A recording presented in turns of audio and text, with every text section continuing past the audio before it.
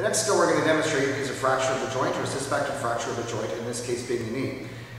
So Brian is lying on the ground, his knees up to the side. The first thing we've done, or when we complete our secondary exam, Lisa's found a problem with the knee. She's going to stabilize the knee in the position found, not move it.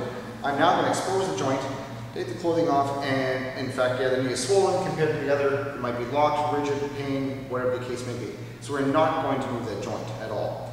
So I'm going to then check the hip to make sure the hip is fine, and then Lisa's going to rotate the knee into the neutral or inline position without changing the angle of it, but we have to, in fact, immobilize this knee, so we have to get it straight as far as being upright goes.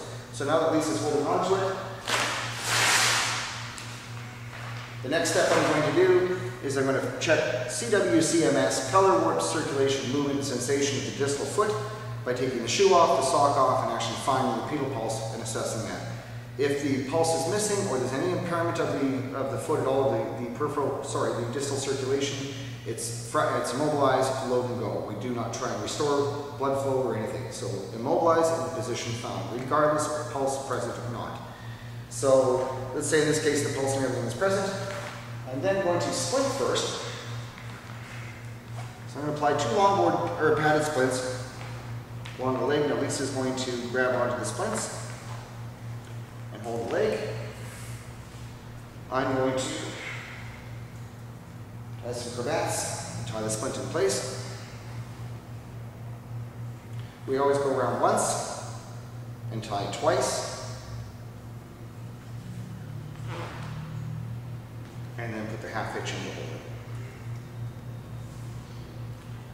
We do the same distal. Go around once.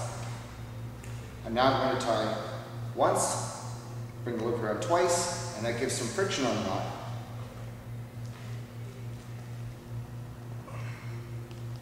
And then put the half hitch in.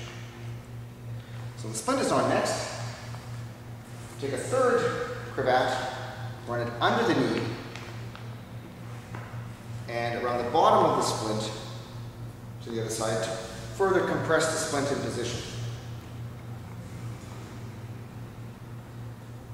Ensure that your straps are tight enough, or your cravats are tight enough to hold that leg in position. And now what we're going to do is get the front back in position, and make sure my straps are going to be outside, which is back towards me.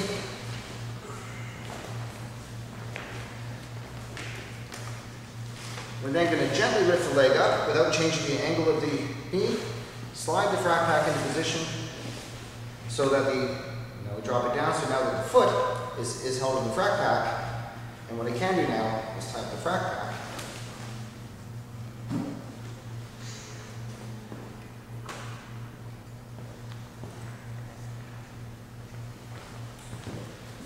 Making sure we have enough padding in any natural haulers now. I'm going to place a towel underneath the splint, into the frac pack, and up under the knee. So now I've got some extra padding and blankets to support the knee in that position.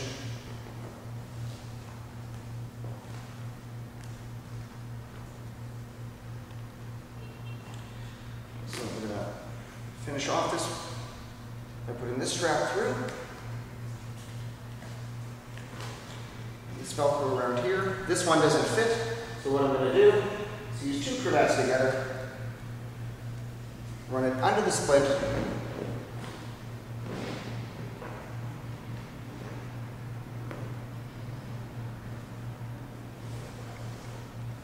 and across the top here. So I've got it completely under the splint, over the leg, and we've tied that into position. So that's tied. And lastly, I'm going to tie this leg to the splint like we did with the other.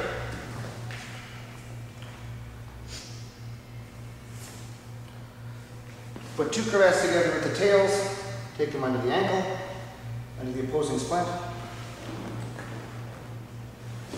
and then slide them into position.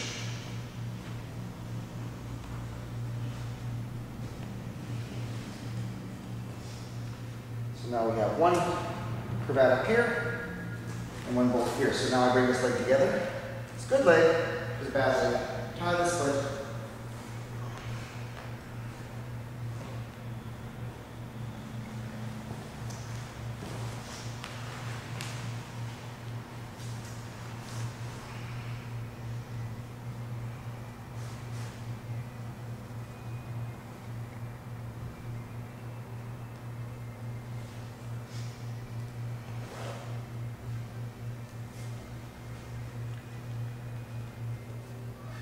So now we've auto-splinted this good leg to his bad leg and his bad knee, and we can now log roll the patient onto a backboard, and we would log roll the patient to his good side, or we can use a scoop to facilitate transfer to the stretcher.